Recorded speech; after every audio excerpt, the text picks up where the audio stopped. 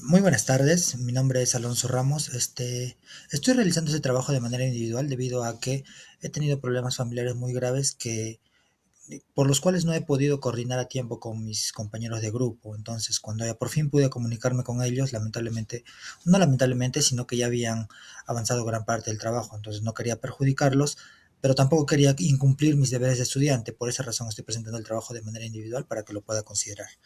De lo que quiero hablar ahora, doctor, es respecto del cuarto pleno jurisdiccional supremo extraordinario en materia penal. El mismo fue emitido el 7 de abril del 2025. El objetivo de este pleno jurisdiccional fue precisar el alcance del agravante penal del delito de violencia y resistencia contra la autoridad policial, corrigiendo y actualizando criterios previamente establecidos en el acuerdo plenario número 01-2016.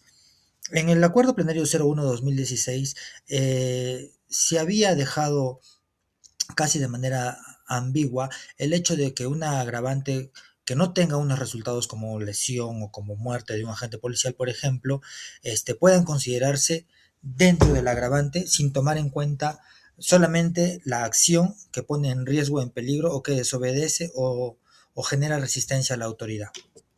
Dentro de este objetivo, el contexto del pleno jurisdiccional fue justamente ello, ¿no? Ponerle fin a estas ambigüedades del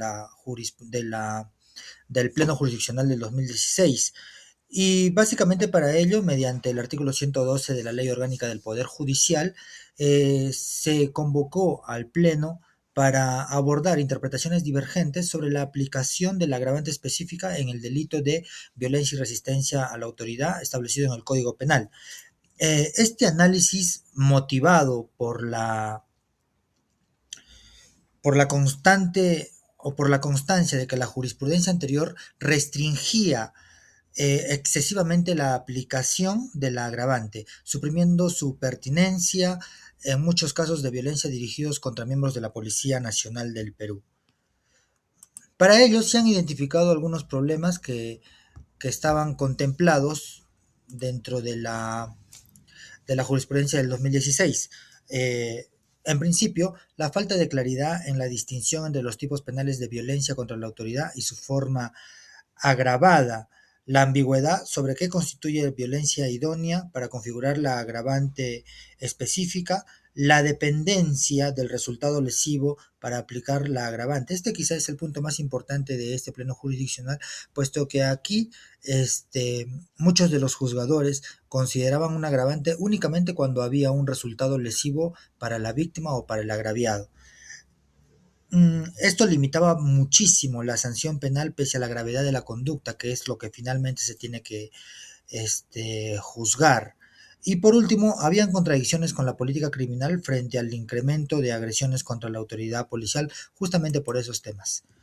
Ahora, en cuanto a la naturaleza del delito y el bien jurídico protegido, los magistrados reafirmaron que los delitos de violencia y resistencia contra la autoridad regulados en el artículo 365 al 367 del Código Penal son de mera actividad. ¿Esto qué quiere decir? Significa que no requieren la producción de un resultado material, como lesiones, como ya sean graves o leves, o incluso como la muerte, para consumarse. El bien jurídico protegido es el ejercicio legítimo del poder público y la libertad funcional de los servidores, en este caso de los efectivos policiales, en ejercicio de sus funciones. Ahora, la simple imposición ilegítima de la voluntad del particular para obstaculizar la función pública ya afecta de por sí el bien jurídico. Al tratarse de un delito de acción, no necesitamos que se produzca una lesión grave o la muerte del agente para que se realice la consumación del delito como tal, puesto que la resistencia y la desobediencia a la autoridad este, están vinculados más que todo a la negativa o a la desobediencia de los presuntos este, investigados para alterar el bien público o no obedecer las órdenes de la gente. Siendo ello así, eh, el Pleno ha llegado a algunos acuerdos, los cuales voy a dar a continuación. En principio, Se determinó que no se limita el agravante a resultados lesivos. Como le digo, este quizá es el punto central de todo el pleno, puesto que aquí se determina que el agravante contemplado en el artículo 3 en el inciso 3 del artículo 367 del Código Penal no está supeditada a la existencia de ninguna lesión, ni física, ni mucho menos mortal. El hecho de que un agente policial no sufra daño corporal no excluye la aplicación de la forma agravada cuando existe violencia grave o resistencia que afecte la función pública. En segundo término, el carácter agravado depende de la gravedad de la violencia. La tipificación responde a la intensidad y a la gravedad de la violencia ejercida en contra de los efectivos policiales. Tercero, la pena, conforme al sistema escalonado, el Pleno indicó que la pena aplicable en estos casos debe respetar el marco legal previsto en la forma agravada, es decir, de 8 a 12 años de pena privativa de libertad. En este caso ya sería pena efectiva. Esto elimina el límite arbitrario de pena de 3 años que se venía aplicando en algunos casos y que contradecía el principio de proporcionalidad. Por último, también existía una coexistencia con otros delitos, es decir, el acuerdo precisó que el agravante del artículo 367, el inciso 3, no es ni residual ni subsidiaria, sino que tiene que considerarse y puede concurrir con otros tipos penales mediante el concurso ideal de delitos o un concurso real de delitos, de modo que la tipificación y sanción respondan a la totalidad de la conducta lesiva. Básicamente esos son los acuerdos a los que se ha llegado con este pleno y que han roto la ambigüedad que existía desde el 2016 cuando se realizó el pleno respecto de este tema. Entonces, para concluir, este acuerdo amplía y precisa la aplicación del agravante, elimina restricciones injustificadas y respeta los principios constitucionales de proporcionalidad y legalidad.